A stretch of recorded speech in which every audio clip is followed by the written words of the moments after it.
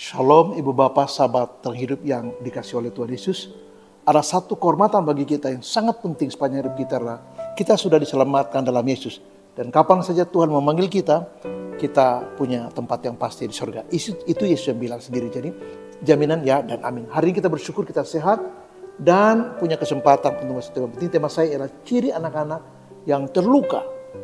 Ya, ketika kita tahu mereka terluka, bagaimana kita menolong mereka. Kita baca satu ayat dari Mazmur 34 ayat 15, firman Tuhan, jauhilah yang jahat dan lakukanlah yang baik. Carilah perdamaian dan berusahalah mendapatkannya. Alkitab katakan bahwa jauhilah yang jahat dan lakukanlah yang baik. Ya, carilah perdamaian dan berusaha untuk mendapatkannya. Jadi Alkitab mengajarkan kita untuk jauhi yang jahat, lakukan yang baik, dan usahakan supaya kita hidup damai dengan siapapun, termasuk dengan diri kita sendiri. Nah, apa ciri-ciri anak-anak yang sedang terluka? Yang pertama bahwa anak-anak yang terluka itu mereka lebih emosional, nggak stabil emosinya, mudah untuk marah, takut, sedih. Ya, yang kedua, self controlnya itu rendah sekali.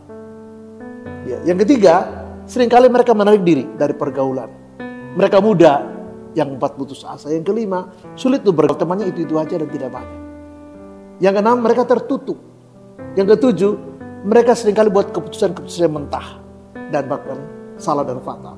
Yang kedelapan, mereka tidak mudah akrab dengan orang lain, apalagi orang baru. Yang kesembilan, mereka takut, cukup tinggi ketakutan mereka.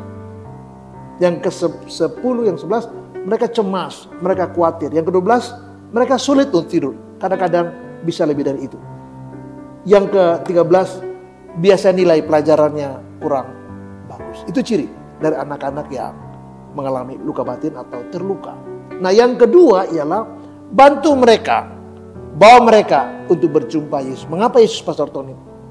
Karena hanya Yesuslah yang menolong mereka. Untuk bukan saja menyelamatkan mereka, tetapi ketika berjumpa dengan Yesus, maka luka batin atau hati yang terluka itu bisa disembuhkan oleh darah Yesus. Hal yang ketiga adalah bantu anak-anak supaya mereka terbuka dan bekerja sama. Mengapa? Salah satu kunci dalam pembinaan dan pemulihan, termasuk anak-anak yang terluka atau mengalami luka batin, adalah terbuka. Dan mereka jujur sulit terbuka karena ini menyangkut sesuatu yang tidak nyaman. Menceritakan, ya katakanlah kondisi dia sebenarnya. Mereka tutupi rapat dan tidak mau orang lain tahu, apalagi ikut campur. Tapi justru situlah sebenarnya kelemahannya. Nah, ajar mereka untuk terbuka dan bekerja sama. Dan sulit sekali mereka terbuka kalau kita adalah orang yang tidak bisa dipercaya. Yang keempat ialah dorong dia untuk bertumbuh dalam iman. Karena ini sangat kunci buat dia. Orang yang tidak bertumbuh sulit sekali untuk bisa mengalami pemulihan. Nah, kedewasaan dalam Kristus, kedewasaan iman, itu menjadi satu poin yang penting, strong point yang penting sekali buat pemulihan dia dari perasaan atau kehidupan yang terluka. Dan yang terakhir ialah doakan dia selalu. Tolong dia supaya dia mengerti bahwa ini proses, ada harga yang harus dibayar. Dorong dia supaya siap untuk membayar harganya. Sebab tidak mudah. Seringkali ada banyak penolakan. Seringkali dia malah berhenti di tengah jalan. Dan ya, pembimbingannya menjadi berhenti di tengah jalan. Dan ini tidak menyenangkan. Jadi dorong dia, doakan dia. Supaya dia mau, selain terbuka tadi, dia mau untuk membayar harga. Dan ingatkan dia bahwa kalau dia bisa pelan-pelan mengikuti prosedur pembinaannya, bimbingannya buat dia, satu titik dia mengalami apa disebut dengan pemulihan. Dan dalam Yesus ada pemulihan. Saya ingin meng-closing renungan saya yang mengatakan begini. Yang paling sulit buat anak-anak ini adalah keterbukaan mereka.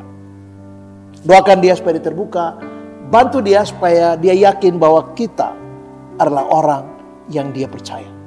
Kalau dia tidak percaya, semakin dia tidak percaya, semakin dia tertutup. Mengapa? Karena itu menakutkan buat terbuka. Dan ini berlaku bagi semua yang lain. Ketika ada orang mau terbuka dengan kita, jaga itu. Karena satu titik ketika dia tahu bahwa kita adalah orang yang tidak bisa pegang pada komitmen dan janji kita, dia akan tertutup untuk selamanya buat kita. Jadi belajarlah untuk mengenali mereka dengan ciri-cirinya. Bantulah dia untuk dibawa pada Yesus. Doronglah dia untuk bertumbuh dalam Tuhan. Dan doakan dia supaya dia siap untuk membayar harga. Ketika dia terbuka dan dia mau bekerja sama, ada jalan buat pemulihan. Dan pemulihan itu tersedia sempurna dalam Yesus. Tuhan Yesus memberkati dan shalom. Amin.